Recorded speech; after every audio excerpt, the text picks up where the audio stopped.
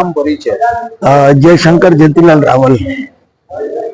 અહીંયા આખા વિશ્વમાં શિવરાત્રીનો તહેવાર દરેક જગ્યાએ આખા ભારતમાં વર્ષોથી ઉજવાય છે।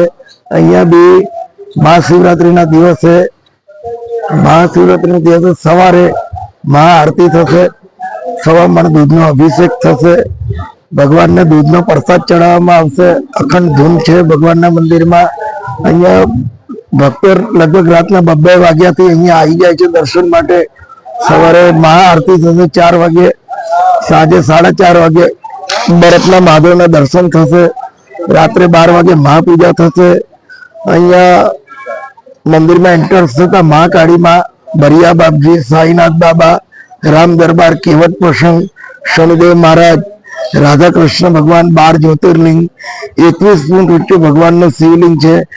જે લોકો બદ્રીનાથ, કેદારનાથ નથી જઈ શકતા, અહીંયા દર્શન કરે, ભગવાન એમની મનોકામના પરિપૂર્ણ કરે। અહીંયા લોકો હજારો ભક્તો દર્શનનો લાભ લેશે કાલે મહાશિવરાત્રીનો। અહીંયા વ્યવસ્થા જળવાઈ રહે એટલે પોલીસ બંદોબસ્ત મૂકવામાં આવે છે। મંદિરમાં સીસી કેમેરા છે અને વ્યવસ્થા જળવાઈ રહે એ રીતનું આયોજન કરવામાં આવે છે। અહીંયા ડોંગરે બાપાએ ભાગવત કથા કરી ત્યારથી મોરારી બાપુએ કથા કરી, એની પહેલા દરેક મીડિયા વાળા, દરેકનો સહકાર નો અહીંયા સાથ મીડિયા વાળાનો વર્ષોથી રહ્યો છે અને હજુ બી બધાનો ખૂબ ખાસ સહકાર છે અને ભગવાનનું કાર્ય આ રીતે ધામધૂમથી ઉજવાય છે। અહીંયા રોજ કેટલા લોકો પ્રસાદી લે છે? અહીંયા 2 ટાઈમ થઈને 700-800 માણસ જમે છે, સવાર સાંજ 2 ટાઈમ, અને રાતના 12:30 સુધી ચાલુ થાય, મોડા સુધી જમતા હોય છે। બપોરે ચાલુ થાય સાંજના 5 વાગ્યા સુધી, સાંજે 7 વાગે ચાલુ થાય, કોઈ ગમે ત્યારે રાતે 1 વાગે આવે તો એને જમવાનું મળે। અહીંયા ગૌશાળા છે, ગાયનું દૂધ આવે છે, સેવામાં વપરાય છે, દૂધ વેચતા નથી કોઈ દિવસ।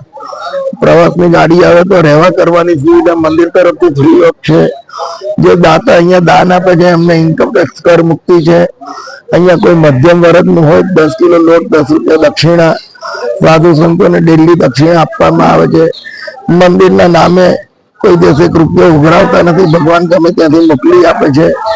ડાકોર પદયાત્રી જાય છે ફાગણ મહિનામાં, એનો બી 3 દિવસ હીરાપુર ચોકડી જોડે કેમ્પ કરવામાં આવે છે અને આ રીતનું બધું કાર્ય થતું રહે છે।